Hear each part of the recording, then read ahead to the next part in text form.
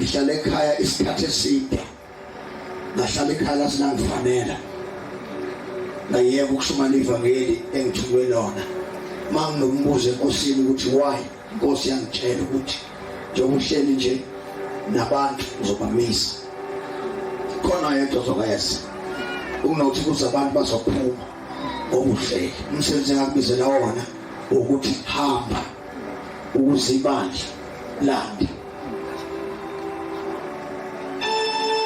sakala ngoJanuwari mhla 7 seshumayela uJesu uNkulunkulu wenza izimanga nemangaliso ezimangalisayo nami ezingithusayo siqalile ke lenkosi yasebenza siyaqhubeka njengoba bezwa beletha ama report bawalethisa ukuthi angisekho semsebenzini sonto isonto yalibasisa futhi isonto umuntu ugcina limbulala umuntu mayese sonda usonda kuze kumfanele anabe shaya imphetho khombe abona abanezono nabangenazo usenabile esontweni kodwa maye waphuma umuntu wayobiza abantu ngaphandle uNkulunkulu uvusa othisha esontweni abazofundisa ibandla ukuphila ngoba lo akafundisi uyashaya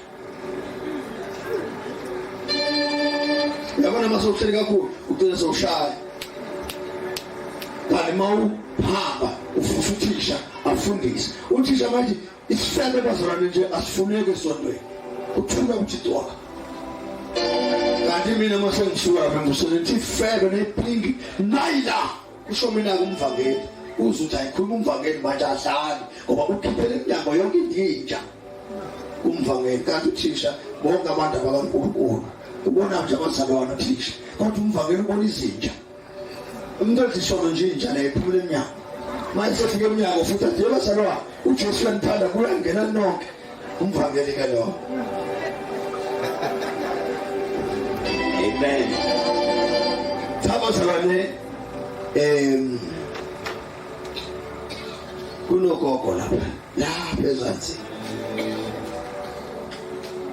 lokho kunambe khona into umntwana engimone ohamba ngendula kanti bemfakile Nkosi yami Jesu usekhona umletheni ngala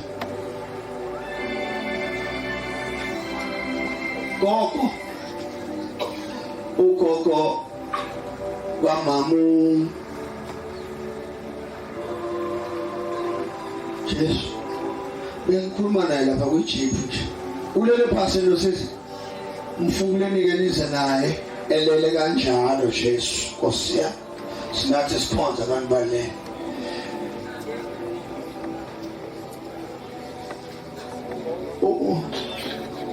umama kaMambili mfunguleni nginganza kethi nimfunguleni nize naye ushumayele engala ngoba ingozi kabi lokushumayela ugogo kaMambili usekhona nje usembi sebo bazalwane namhlanje besikhonze mini kakhulu ngiyasaba ukushumayela bafethu mhlobeleni kushumayeleke kakhulu emini ukusebenze kakhulu ngiyasaba bese inkonzo yani konke yani into uzomshola ngesizulu kwaba zalwa abazalwane baye bahambe benjani ngicabanga ukuthi inkonzo yasemini bazalwane kube njani eningi manje fanele sikhulule kuphi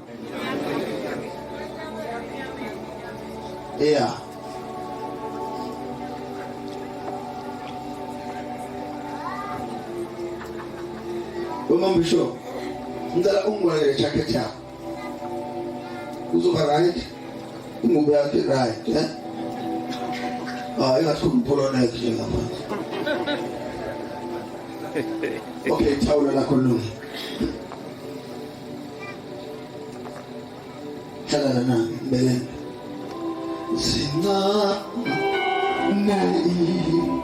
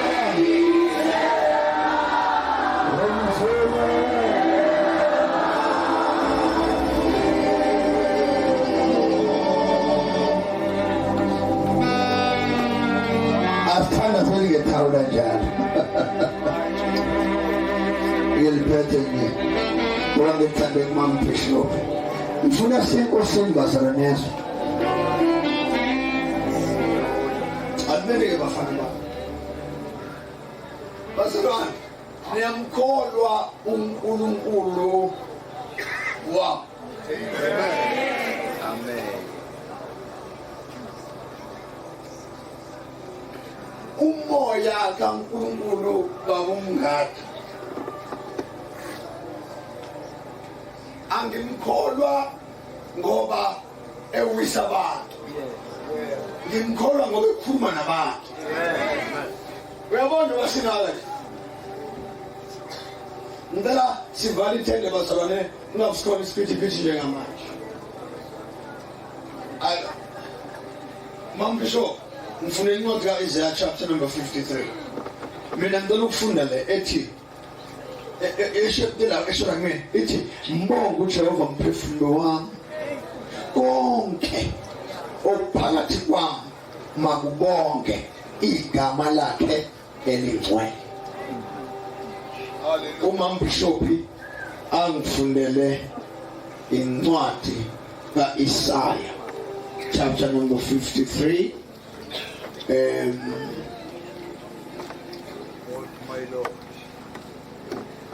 verse number 4.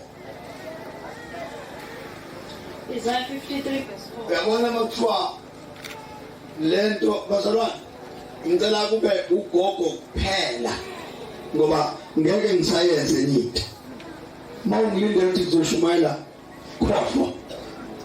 Ngizokhuluma ngobaba wami adile nesimo. Ukubona bazalwane ukholwe uthole ukuthi njalo uyohlambuluka ulaka.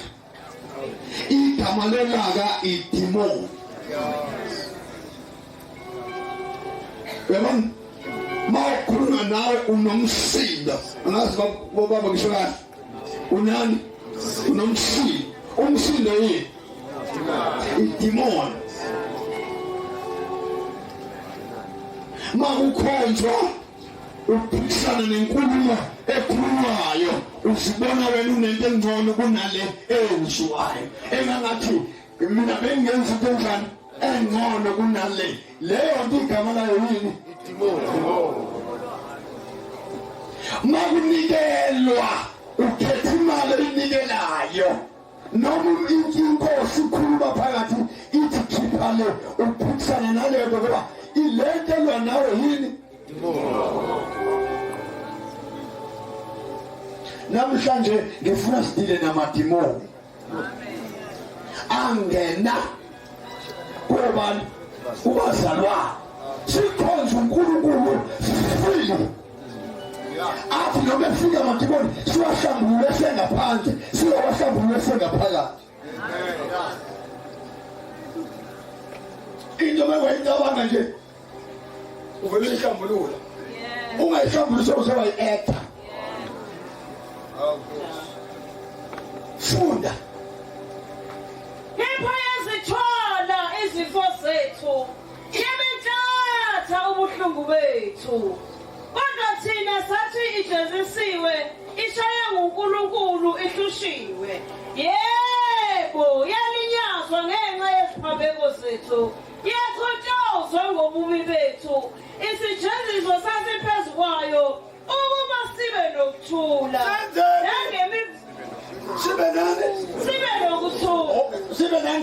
sibe nokuthula. Kusho ukuthi izinto ezisifanele ngabe zithina ziba sibiyena. Kusho ukuthi mase zithina kusho ukuthi yena ke senjani akasekho kithi.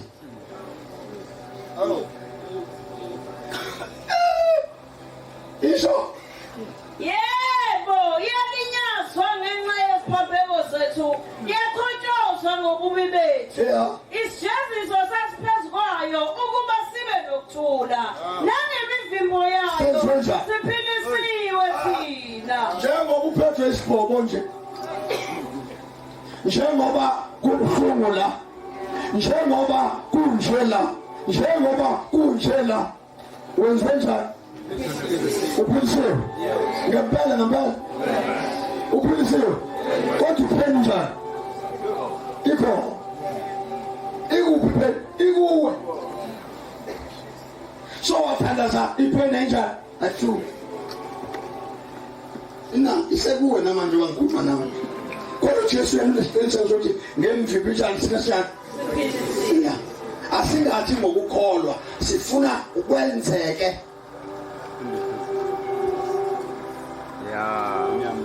Amen. Akakhona uzoba nedemon la endlini kusukela manje. Bazalwane, khuluma iqiniso, kunabantu la endlini ozozwa amademoni ethi sasingafuni aphumelele. Ithini senze ukuthi angabi namali, ithini senze ukuthi angashadi. Iwo siwavumbulule namhlanje, siwavumbulule enyameni. Abanamali abantu babe besebaza amabhizinisi aphumeleli, sebafaka ama-CV yonke indawo, bafaka ama-CV akhona bebizwa khona, noma bebizwa baphumela baqasha umuntu kuphumela nabo. Kodwa namhlanje sizobhena ngqo nalesithi. Awubazalwane ngikhuluma iqiniso nje. Ningangizwe nina ngifuna ngishumayela. Yebo. My Jesus. Isho.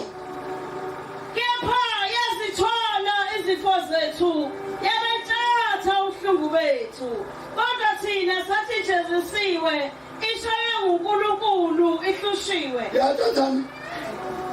Ubuhlungu bethu. Yathathani. Ubuhlungu bethu. Yebo, yalinyazwa ngenxa yeziphambeko zethu. Incwadi kaPetro chapter 2 verse number 23 ngathi funda ngokushesha. Bazalwane sisemsebenzini manje. Lesisikashana. Kwenza ukuthi sasingana nenkosini.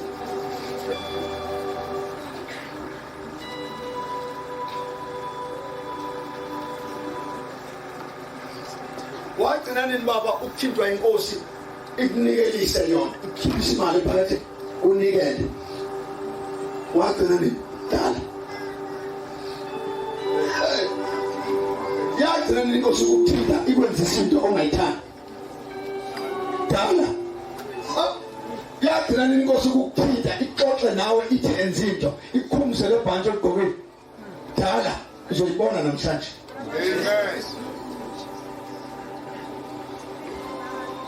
Amen. Uzoyibona. Yagcina nini inkosi ukukhuluma nawe ikwenza izinto ongayithandi? Uzoyibona namhlanje inkosi ifika izokwenza izinto ongayithandi, noma ungayiphika kodwa inkosi izokwenzisa. Ngikhuluma iqiniso, uma kuthiwa abazalwane kodwa ngizosho kanjani ningizwe? Funda ngapha. Owathi ethukwa akaphindisanga athuke, ehlushwa akasongelanga, kodwa wanikela kuye owahlulela ngokulunga. Yena wathwala izono zethu emzimbeni wakhe emthini, ukuze kuthi sesifile ezonweni siphile ekulungeni. Oyena imivimbo yakhe naphulukiswe ngayo. Awumtsheleke nje sihamba nomuntu owasiphulukisa, kodwa izifo zisasemzimbeni yethu. Asibanga naso isikhathi sakhe simtshela inkosi naba thina sesikhona thila nathi ke manje ayithunze yonke lento Oh my God. kodwa umuntu wekazisifu fanele mabhayibheli My God. uma ukumanga ngeke ushike ayenze njengoba ngikuzayo hayi obana bazali bashalisha kuleli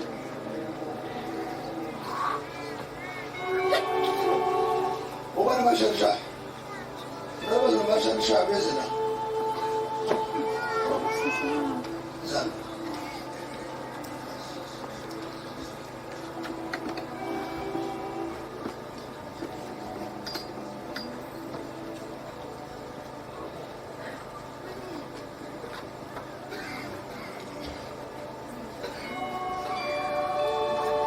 Bashalisha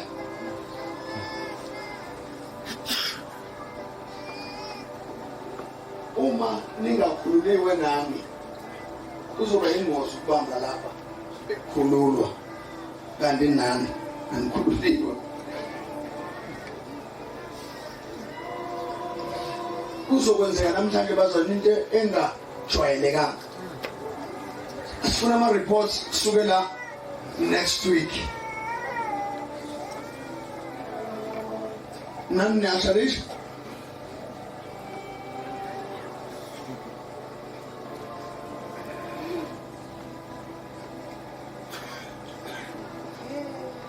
hayi ngiyakuzwa kodwa wami serious niyashalisha nawe umntana niyashalisha sisifumzile umntwana niyamashalishisa naye uyazi ukuthi ashalishwa kanjani ashalisha akakakwazi okay bekuhle sasiza bengena le is-serious lesenza njengamanje imizimba yabantu bekhululwa uNkulunkulu uphuma izinto ezazibabambile abanye bakhulunywa amazwi phezu kwabo noma bamamukela uJesu lamazwi lawo abanye abalandela namhlanje siyathandaza ukuthi uNkulunkulu abakhulule ngizokuthandazela nawe mntana nginani nto nje fana nawe ngithandazela isabelo sakho